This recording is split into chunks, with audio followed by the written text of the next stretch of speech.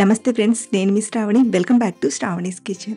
ఈ రోజు మన కిచెన్లో మన ఆంధ్ర వాళ్ళకు ఎంతో ఇష్టమైన గోంగూర పప్పును మంచి రుచిగా చేసే మెథడ్ని చూపించబోతున్నానండి. చాలా మంది గోంగూర పప్పు చేసేటప్పుడు పులుపు, ఉప్పు, కారం బాగా కుదరక, సరిపోక రుచిగా కుదరట్లేదని అనుకుంటుంటారు. బట్ ఇలా చేస్తే మాత్రం మీరు ఏ కొలతలతో చేసినా మంచి రుచిగా, మంచి రంగుతో చాలా బాగా కుదురుతుందండి. ఈసారి గోంగూర పప్పు చేసేటప్పుడు నేను చెప్పినట్టుగా ఈ కొలతలతో చేసి చూడండి. అసలు అన్నంలో అలా వేసుకుని తింటే ఎంత బాగుంటుందో. మరి ఎలా చేయాలో లేట్ చేయకుండా ప్రాసెస్ని ఇప్పుడు చూసేద్దాం రండి. ముందుగా ఒక 100 గ్రాముల కందిపప్పును తీసుకోండి. మెజరింగ్ కప్తో చూసుకుంటే ఇలా అరకప్పు వరకు కందిపప్పును తీసుకొని బాగా కడిగి ఒక అరగంట నానబెట్టామంటే పప్పు త్వరగా ఉడికిపోతుంది. ఇక్కడ నేను ముందుగానే పప్పుని బాగా కడిగి ఒక అరగంట సేపు నానబెట్టాను. ఇలా నానబెట్టిన పప్పుని ఇప్పుడు కుక్కర్లోకి తీసుకుందాం.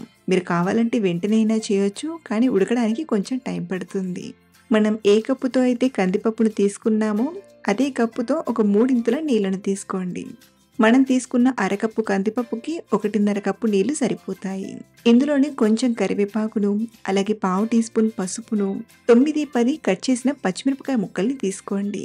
మీరు తీసుకునే పచ్చిమిరపకాయలు మరీ కారం లేకపోతే ఒక 12 వరకైనా తీసుకోవచ్చు.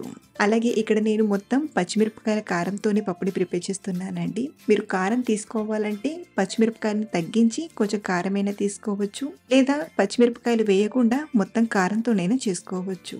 ఇందులోనే ఒక 2 టీ స్పూన్ల నూనెను తీసుకుని ఒకసారి కలిపి కుక్కర్ మూత పెట్టి ఒక 3 విజిల్స్ వచ్చేంత వరకు ఉడికించండి. ఎందుకంటే మనం ముందుగానే పప్పుని నానబెట్టి ఉడికిస్తున్నాం కాబట్టి 3 విజిల్స్ కి చక్కగా ఉడుకుతుంది. ఇన్ కేస్ మీరు నానబెట్టకపోతే ఒక 4 విజిల్స్ చేసి తీసుకోండి. 3 విజిల్స్ తర్వాత విజిల్లోని గాలంతా పోయాక మూత తీసి ఇప్పుడు పప్పుని కొంచెం మెదిపి తీసుకుందాం. మరీ పప్పుని ఎక్కువగా మెదపకుండా లైట్గా ఇలా కొంచెం పప్పు గుత్తితో మ్యాష్ చేసి తీసుకోండి.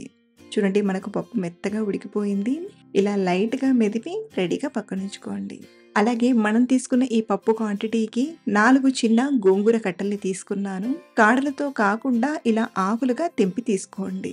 అలాగే మరొక మెయిన్ ఇంపార్టెంట్ విషయం అండి, మనం పప్పుని ఒక్కోసారి ఎక్కువగా ఒక్కోసారి తక్కువగా చేస్తుంటాం. అలాంటప్పుడు మనం పప్పుకి సరిపడా ఆకుని ఎలా తీసుకోవాలంటే, మనం ఏ కప్పుతో అయితే పప్పుని కొలిచి తీసుకుంటామో దానికి 4 ఇంతల ఆకును తీసుకోవాలి. మనం తీసుకున్న అరకప్పు పప్పుకి 2 కప్పుల గోంగూర ఆకు తీసుకుంటే కొలత అనేది కరెక్ట్గా సరిపోతుంది. అదే మీరు 1 కప్పు తీసుకున్నట్లయితే 4 కప్పుల గోంగూర ఆకును తీసుకోవాలి. ఇలా ఆకు మొత్తం తెంపి తీసుకున్నాక శుభ్రంగా కడిగి కట్ చేసి తీసుకోండి.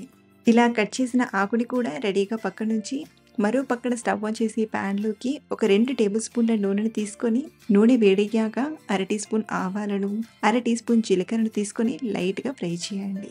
ఇందులోనే రఫ్గా దంచిన 6 వెల్లుల్లిపాయలను తీసుకుంటున్నాను. అలాగే ఇందులోనే 2 ఎండుమిరపకాయ ముక్కల్ని, కొంచెం కరివేపాకును, అలాగే పావు టీ స్పూన్ ఇంగువను తీసుకొని ఫ్రై చేయండి. ముందుగా వీటిని ఇలా కొంచెం ఫ్రై చేశాక ఇందులోనే సన్నగా చిన్నగా కట్ చేసిన ఉల్లిపాయ ముక్కల్ని తీసుకొని ఫ్రై చేయండి.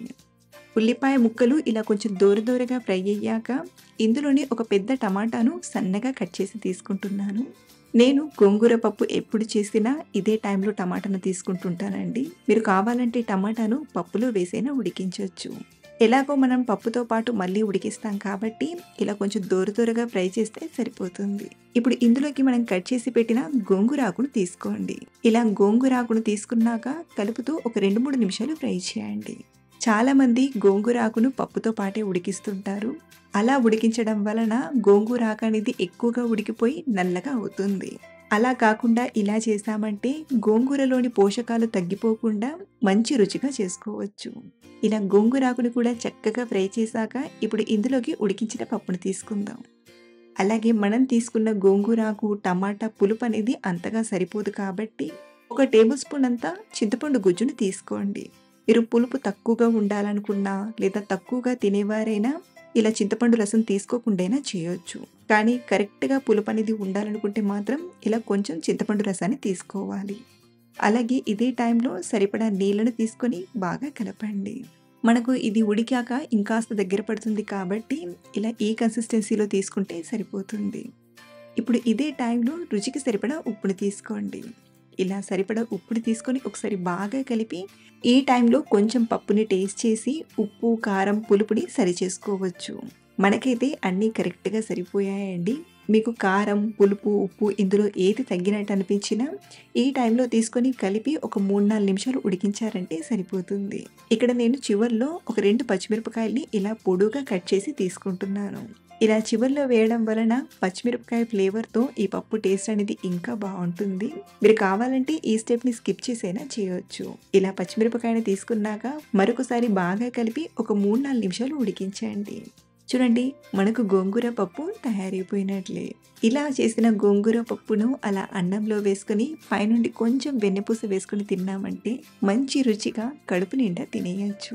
మీరు కూడా గోంగూర పప్పుని మంచి రుచిగా చేయాలంటే ఓసారి ఇలా ట్రై చేసి చూడండి. డెఫినెట్‌గా నచ్చుతుంది. అలాగే ట్రై చేశాక మీకెలా కుదిరిందో మళ్ళీ నాతో షేర్ చేసుకోవడం మర్చిపోవద్దు. మరిన్ని ఇలాంటి సింపుల్ అండ్ టేస్టీ రెసిపీస్ కోసం మన ఛానల్‌ని ఫాలో అవ్వండి.